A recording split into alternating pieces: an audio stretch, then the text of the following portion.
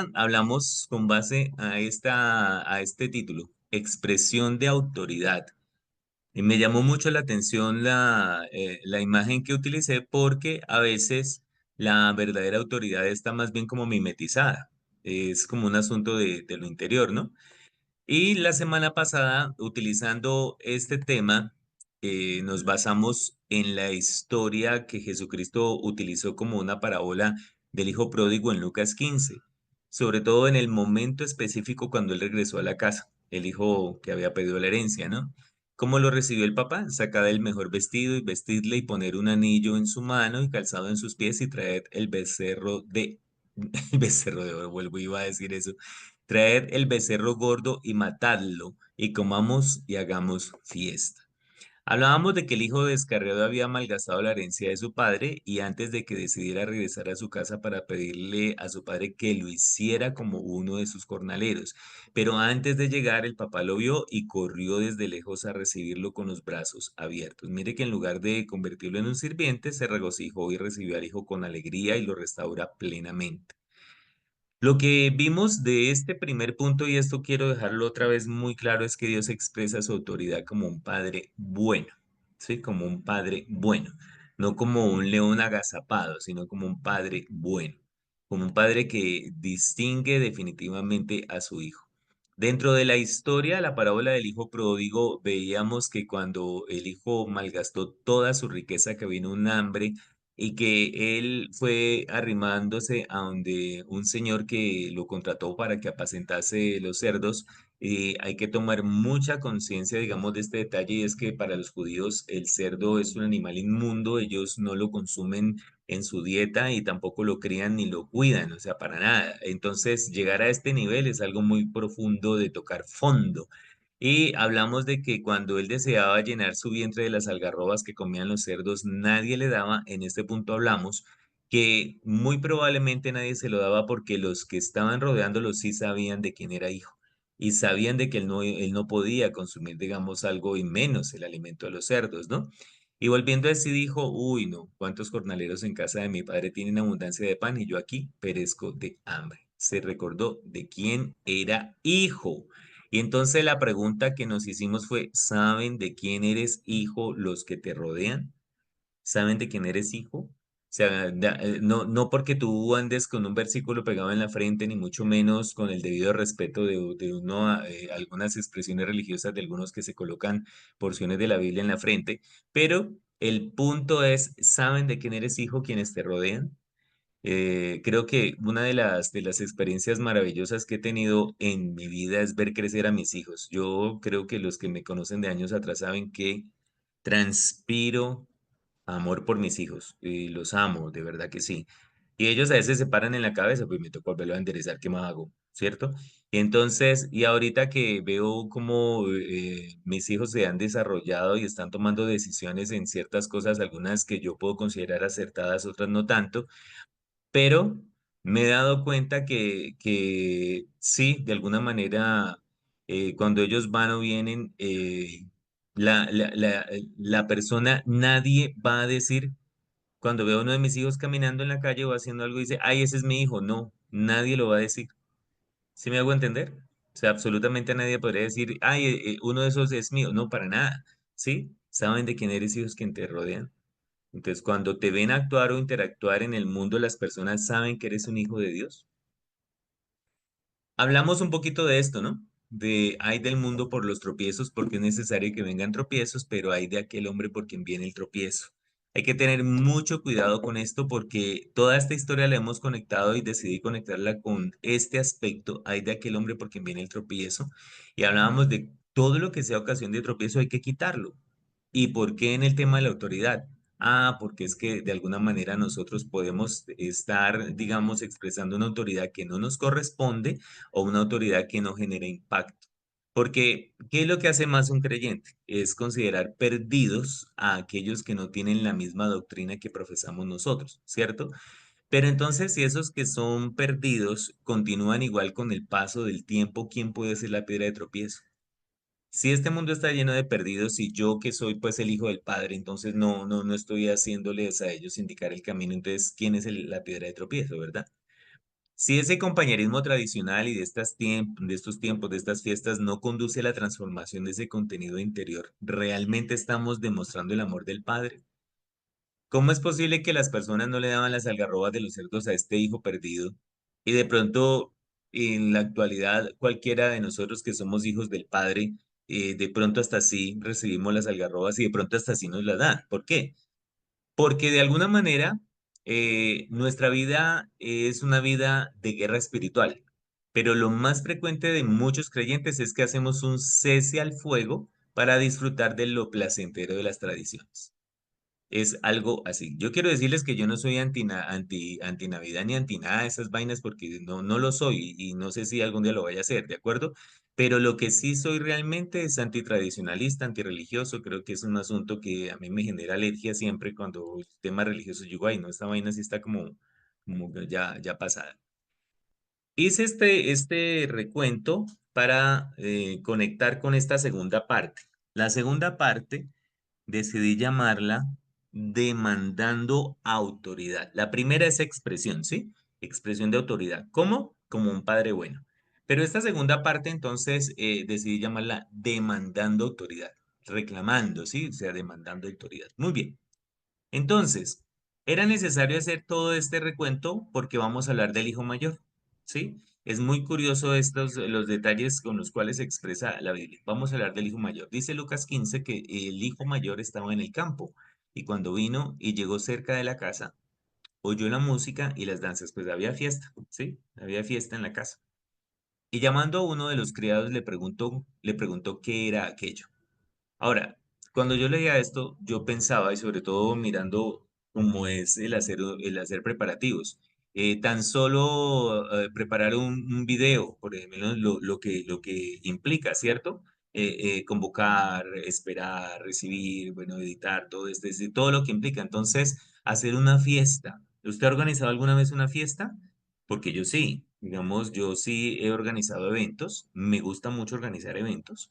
Vengo de una familia donde yo vi a mi padre organizando eventos y entonces aprendí desde casa, ¿cierto?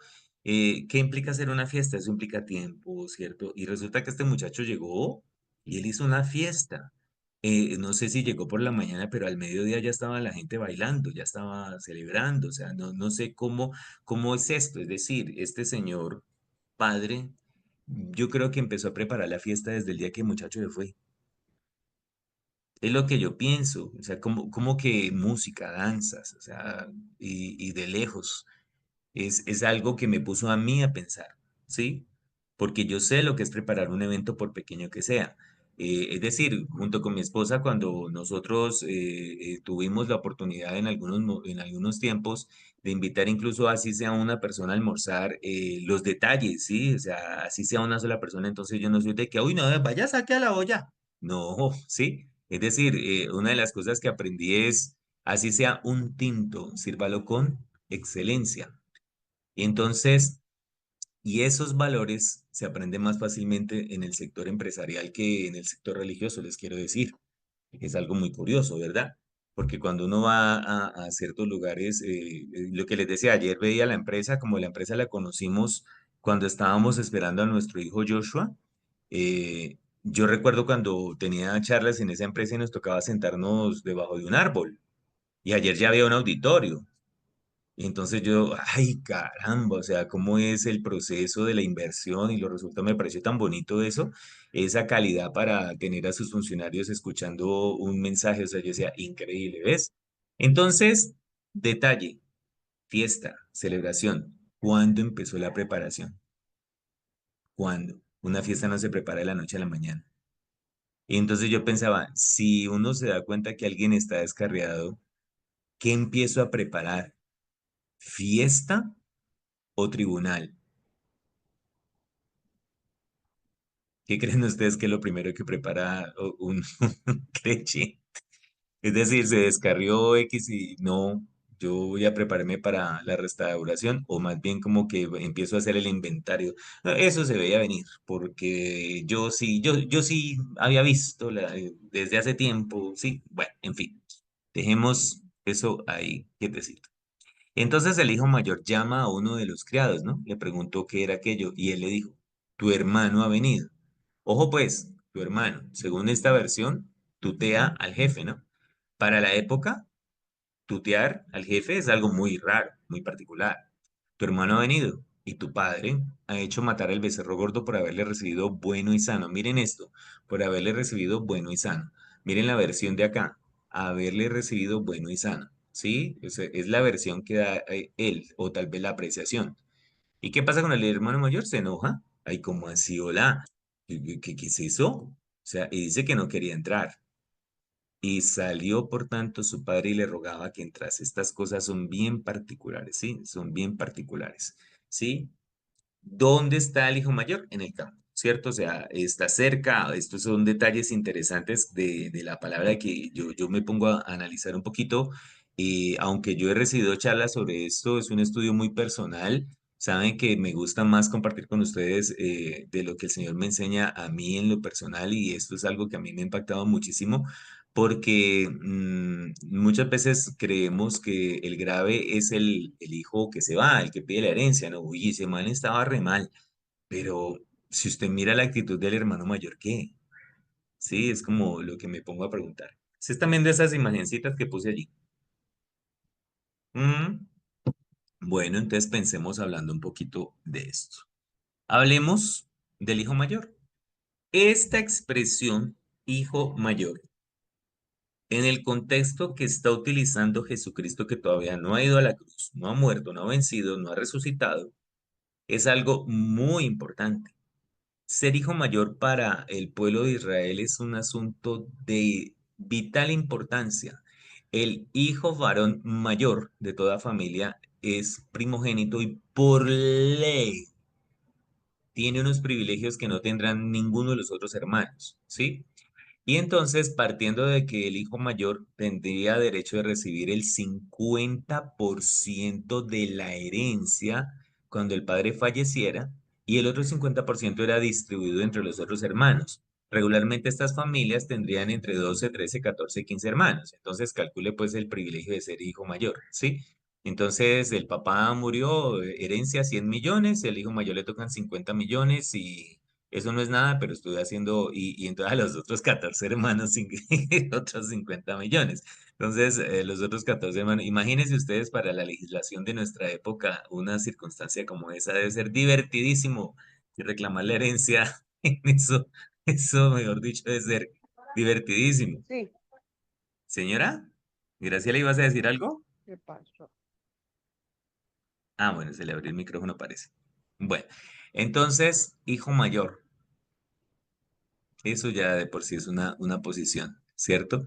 Ahora, ¿por qué recibía el 50% de la herencia? Porque si el padre moría, el hijo mayor tenía que responder por la mamá y los otros hermanos. Era por eso el privilegio. O sea, no era por otra cosa. Y entonces las familias se dedicaban a cuidar de manera muy especial al hijo mayor. Y entonces dice que por lo menos una vez que estuve leyendo algo sobre la muerte de los primogénitos de Egipto, entonces a todo hijo mayor le daban la mejor porción de la comida, más abundante, o sea, porque había que mantenerlo rozagante, o sea, alguien tenía que responder por la familia. Entonces por eso murieron muchos de los egipcios, porque pues claro, ellos comieron lo que no podían comer, entonces imagínense ustedes cosas que uno se da cuenta, hijo mayor. Ahora, ¿dónde estaba? En el campo. Lo dice específicamente, en el campo. Y entonces uno diría, bajo nuestras luces, ay, no, pero es que mi hijo mayor es una bendición, eso madruga a trabajar, es impresionante, qué maravilla, o sea, no, increíble, estaba en el campo, ¿ves? Y entonces algo interesante cuando va cerca de la casa.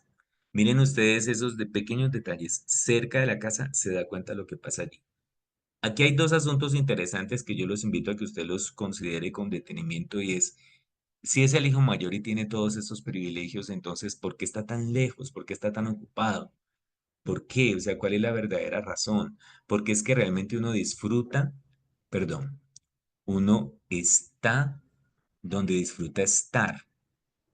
Sí, eso es algo como muy real. O sea, hay ocasiones en las que toca estar porque, bueno, listo, ok, pero el hijo mayor muy seguramente estaba donde disfrutaba estar. Y además, esto que es que él viene y dice, llama a uno de sus criados, ¿no? Entonces, oye, ¿qué es el alboroto que hay allá en la casa? ¿Qué es esa vaina? Y entonces habla con el criado. Miren ustedes todo esto, ¿cierto? La posición, lo que está haciendo, hasta dónde se desplaza, ni siquiera basta ya. O sea, no, es que como yo soy el mayor, entonces yo tengo con quién ir y consultar, entonces llama a uno de sus criados, oye, ¿qué es esto? ¿Qué es lo que está sucediendo acá? Y entonces él le explica, mire, pasó esto y ¿se acuerdan la razón que le da? Le dice, es que imagínese que su papá está haciendo fiesta porque su hermano, el que andaba por ahí embolatado, vino, está bueno y sano. Esa es la razón, ¿no? Está bueno y sano. Y él dice, no voy a entrar. Qué falta de respeto, qué es esta grosería, ¿cómo así? Si es que este es un tal por cual, o sea, que ¿cómo así? Ahora, si el tema es que se haya gastado la herencia, pues no se gastó el 50%. ¿Sí ves? Porque si no dice cuántos más hijos tenía, ¿de acuerdo? No dice qué posición ocupaba el hijo que se perdió, porque Jesucristo en esa ilustración no da esa serie de detalles, pero no era el mayor. Entonces, ¿cuál era el enojo del hijo allí el mayor? ¿Cuál era el enojo? ¿De qué estaba enojado? ¿Ya? ¿De qué? Y usted dirá, no, que es que, ¿cómo así que usted hace esto? ¿Sabe qué le pasaba al hijo mayor? Estaba demandando autoridad, que es lo que yo quiero que hoy pensemos. Estaba demandando autoridad. Empezó a ponerle la lupa al padre. Al padre le estaba poniendo la lupa. ¿Dónde está tu autoridad? ¿Usted no se da cuenta que este es un despilfarrador? ¿Usted no se da cuenta que este no lo ha respetado a usted? Eso es lo que está pasando en este diálogo, en todo este suceso. Está demandando autoridad. Y entonces yo inmediatamente puedo pensar en las veces que nosotros nos comportamos de pronto, sí, como el hijo pródigo, la mayoría de personas, ay, sí, yo me alejé del Señor. Ay, pero yo volví en mí y es que usted viera la gente que por mí volví. Ay, no, qué maravilla. Ah, pero cuántas veces nosotros somos más bien como el hijo mayor. ¿Cierto? Entonces ocupados haciendo mil cosas, ¿cierto? Muy cerca de las cosas del Señor, pero no nos queda tiempo de nada más que de pronto hablar con aquellos que de pronto, ay, ¿de qué se trató el tema el sábado? Contame, ¿sí? Entonces hablar con alguien, pues no puedo decir que los criados, ¿por qué no? Pero entonces que contame cómo va sí, qué tal, si están orando, si tal cosa, sí. Y entonces cuando se da uno cuenta que de pronto alguien se restaura, uno, ¿qué? ¿Cómo así? Ese no era el que comía y bebía y no sé qué, ese no era. ¿Mm? Entonces, este señor estaba demandando autoridad, estaba cuestionando al padre. ¿Cómo vamos hasta ahí? Bien, ¿cierto? ¿Ya estamos pensando? Todavía no. Ok. Entonces, yo creo que nosotros muchas veces demandamos autoridad.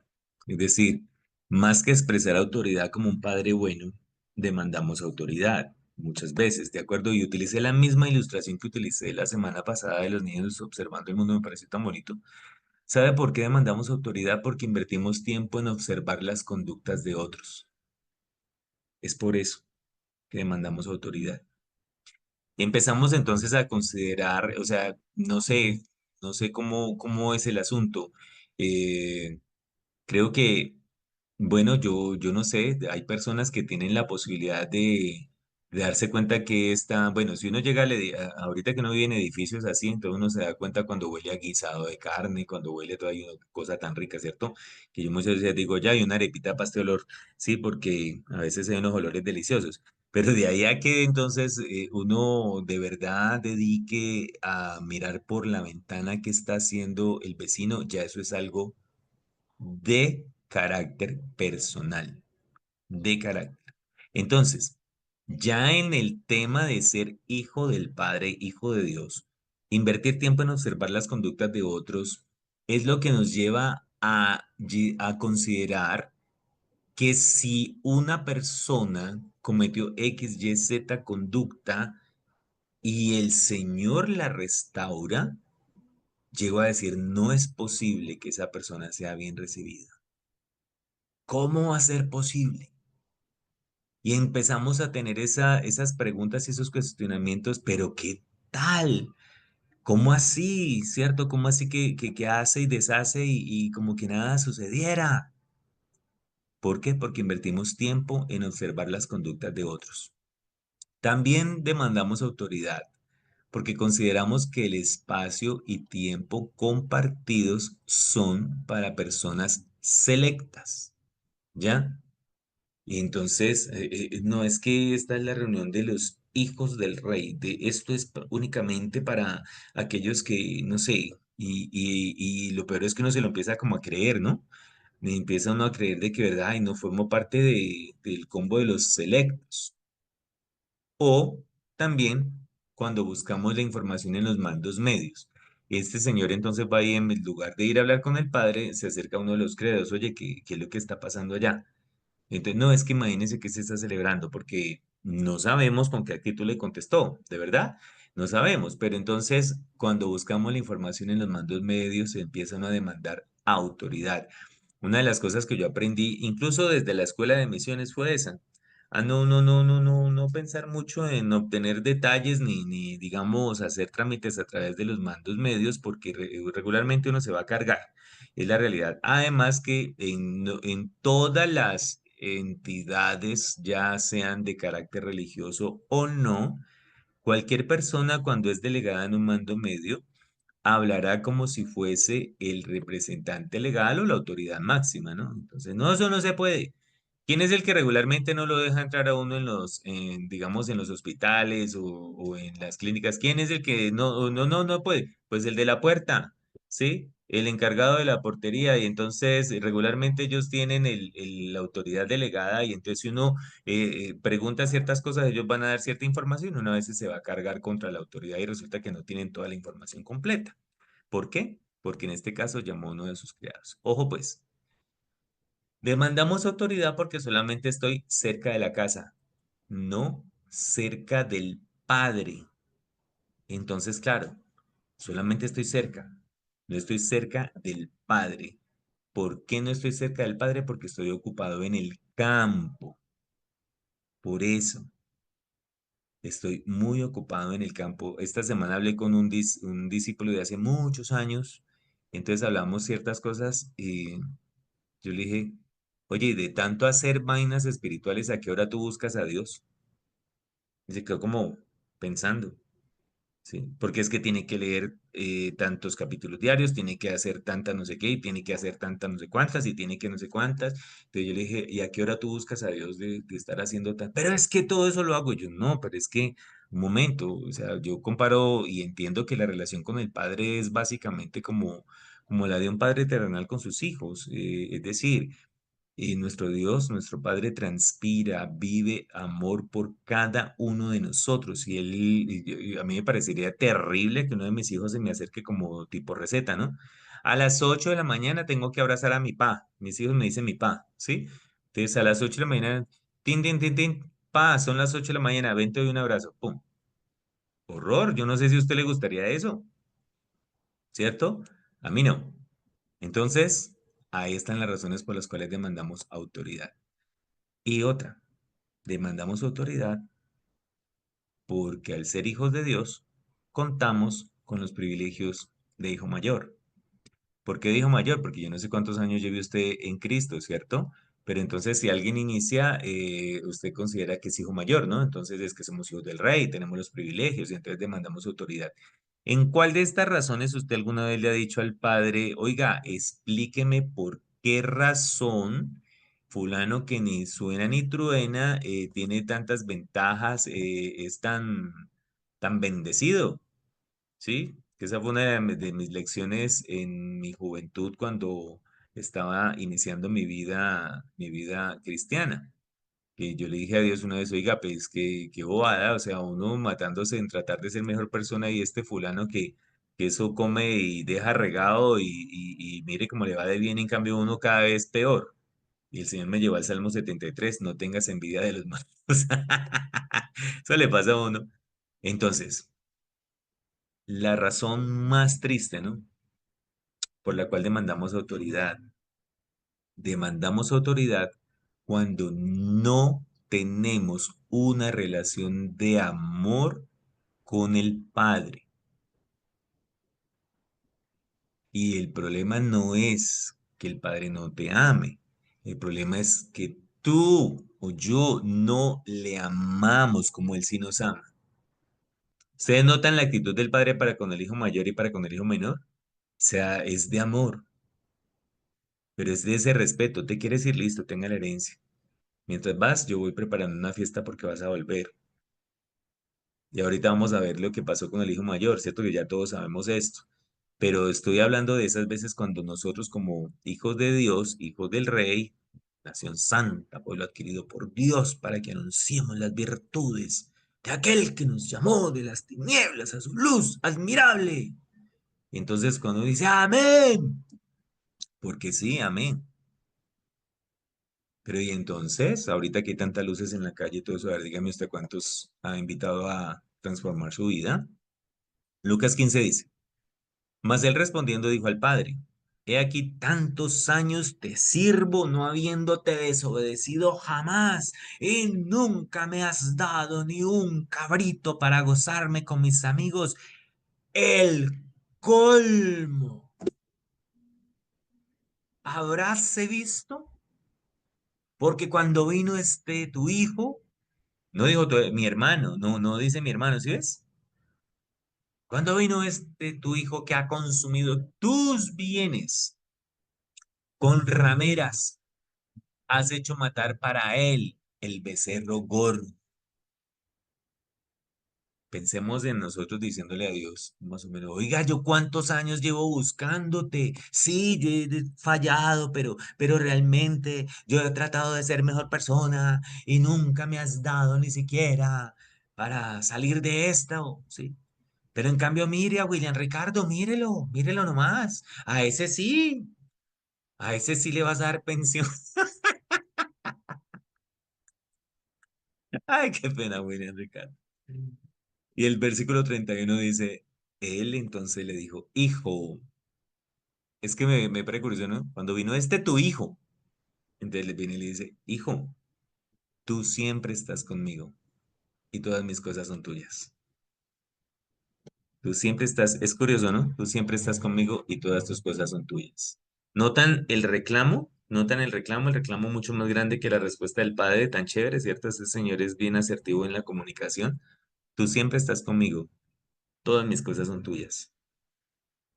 Es hijo mayor, tiene los privilegios y no sabe, más era necesario ser fiesta y regocijarnos. Claro, sabemos este final, porque este tu hermano, este tu hermano era muerto y ha revivido, se había perdido y es hallado, ¿no? Entonces, el versículo 30, este tu hijo.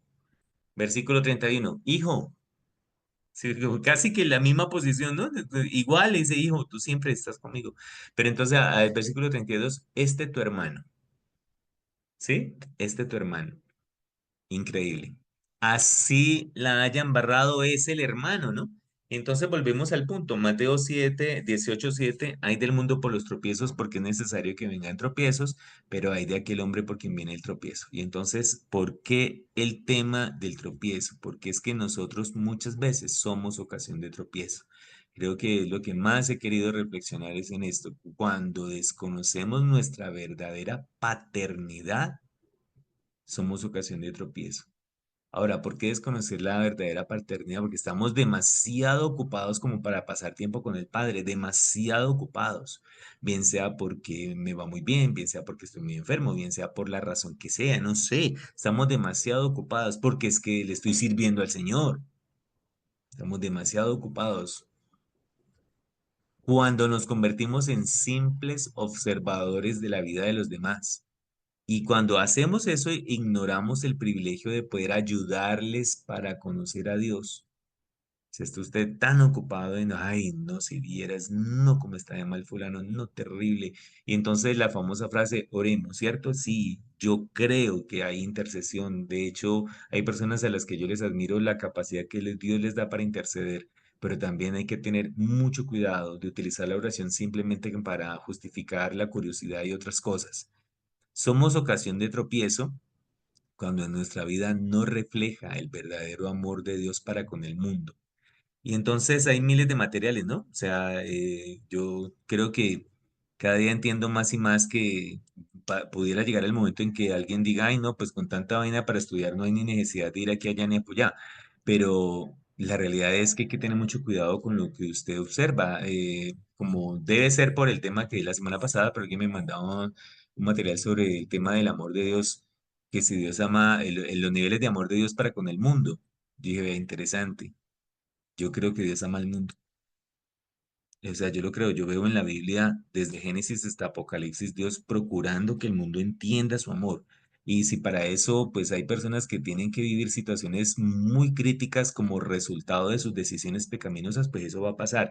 Ahora, ¿porque Dios lo odia? No, porque es que hay unas leyes universales que Dios estableció que son inquebrantables, es decir, lo que uno siembra, eso cosecha. Y luego dice por allá el autor que si usted siembra para la carne, de la carne segará corrupción. Dígame, ¿qué hacemos? O sea, son cosas digamos, reales y punto. Pero si ya nuestra vida no refleja el verdadero amor de Dios para con el mundo, entonces estamos siendo ocasión de tropiezo para que otros conozcan al Señor. Cuando usted mira en la ley de Dios, Antiguo Testamento, en Levítico, encuentra unos tesoritos muy interesantes como este, ¿no? Dice, no oprimirás a tu prójimo, ni le robarás, no retendrás el salario del jornalero en tu casa hasta la mañana.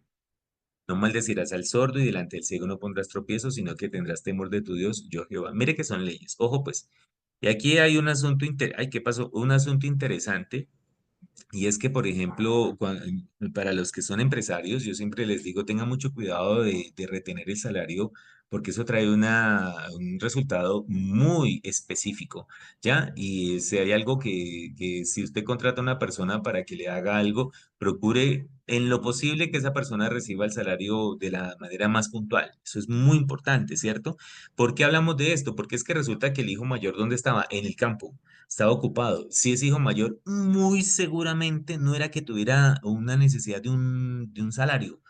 Yo creo que era el encargado incluso de firmar, digamos, la nómina de todos los empleados de la granja, ¿cierto? Pero el tema de ocupar una posición incluso en la que Dios te permita generar ingresos para otras personas, no demore eso jamás. ¿De acuerdo?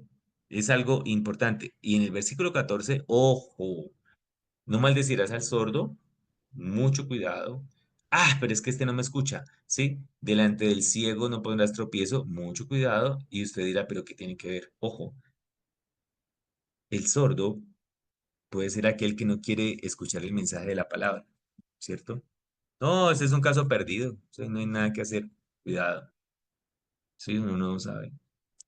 Personas que ni siquiera viendo las experiencias tienen un aprendizaje de la palabra, cuidado, porque hay que tener temor de Dios. Uno no sabe cuándo Dios despierta el corazón o los oídos de alguien. ¿Se acuerda cuando Jesucristo leyó el profeta que dijo, he venido a dar libertad a los ciegos, oído a los sordos? ¿Se acuerdan? Entonces hay que tener cuidado porque Dios puede despertar el espíritu de una persona en cualquier momento. No seamos ocasión de tropiezo. Que nuestra posición de hijos no nos conduzca a la arrogancia espiritual, lo vimos la semana pasada. Que nuestra labor ministerial no genere un alejamiento del Padre. Que no perdamos de vista que el Padre siempre estará esperando con amor el regreso de los perdidos. Que no caigamos en el error de creernos dignos de evaluar los procedimientos del Padre. Se lo repetí, porque es muy importante que evaluemos cómo estamos nosotros mirando los procedimientos del Padre. Y voy a terminar con Oseas. Ah, es que esta parte me parece muy bonita. Dice, dice Oseas 14, vuelve, oh Israel, a Jehová tu Dios, porque por tu pecado has caído. Es que es algo muy curioso, o sea, cayeron por el pecado, pero Dios les dice, vuelve. Me parece como el padre diciendo, listo, que tenga su herencia, yo me voy a dedicar a preparar la fiesta de su regreso. Es como la actitud parecida. Ahora dice, llevad con vosotros palabras de súplica y volved a Jehová y decidle, quitad toda iniquidad y acepta el bien y te ofreceremos la ofrenda de nuestros labios. ¿Qué le dijo el hijo al Señor? He pecado contra Dios y contra ti, ya no soy digno de ser llamado tu hijo, hazme como uno de tus jornaleros. Y entonces aquí no nos librará el asirio, no montaremos en caballos, ni nunca más diremos a la obra de nuestras manos, dioses nuestros, porque en ti el huérfano alcanzará misericordia. O sea, es la actitud del que regresa, ¿ves? Aquí lo encontramos. Ellos habían confiado en otros, en recursos, habían creado sus propias estrategias y le dicen, no, no, no, esto es lo que Dios quiere siempre, ¿sí? Que la persona reconozca, el pueblo reconozca. Y entonces aquí viene esto tan bonito. Yo sanaré su rebelión. Yo sanaré su rebelión. Yo creo que una de las oraciones que podemos hacer con cualquier persona que uno llegue a considerar que es un caso perdido es, Señor, sana su rebelión. Sánalo, ¿sí? Y esta frase, los amaré de pura gracia, de pura gracia. ¿Qué hizo el padre según la parábola? Esperar al hijo, preparar fiesta, porque mi ira se apartó de ellos. Yo seré a Israel como rocío, él florecerá como lirio y extenderá sus raíces como el Líbano, se extenderán sus ramas, será su gloria como la del olivo y perfumará como el Líbano. ¿Se acuerdan? Quiten ese vestido, pónganle sandalias, pónganle un anillo. Florecerá, florecerá, florecerá. Se pararon en la cabeza, pero Dios dice, yo los amaré de pura gracia. Entonces, ¿qué ocurre? Mira aquí, volverán, se sentarán bajo su sombra, serán vivificados como el trigo, florecerán como la vid, su olor será como el de vino del Líbano. Efraín dirá, ¿qué más tendré ya con ídolos? ¿Sí? Yo lo oiré y miraré, y yo seré a él como la haya verde, de mí será hallado tu fruto. Ojo, iglesia, con esto, que se lo resalto acá. ¿Quién es sabio para que entienda esto? Y prudente para que lo sepa, porque los caminos de Jehová son rectos. ¿Ya? Todo lo que él estableció de Génesis a Apocalipsis es recto. Todo, todo, todo, todo. Y los justos andarán por ellos. Entonces ahí cualquiera dirá, ay, yo formo parte de eso, yo por eso es que yo camino, ay, no, qué belleza, ¿cierto? Mas los rebeldes caerán en ellos. Ay, pero con todo lo que hemos visto nosotros, entonces, por muy justo que se creyera el hijo mayor, ¿cuál era más rebelde? Según la historia, ¿sí? Y entonces, ¿quién estaba tropezando? Entonces, en últimas, ¿yo puedo ser mi piedra de tropiezo? Ay, cuidado, porque todo lo que Dios hace es recto. Todo, todo, todo, todo lo que hace. Entonces, si usted realmente está con el Padre, se va a andar dando cuenta de caramba, o sea, lo que, si, lo que Dios haga, amén, listo, y va a poder caminar por los caminos del Padre. Mas los rebeldes caerán en ellos. Entonces, cuidado con andar demandando autoridad.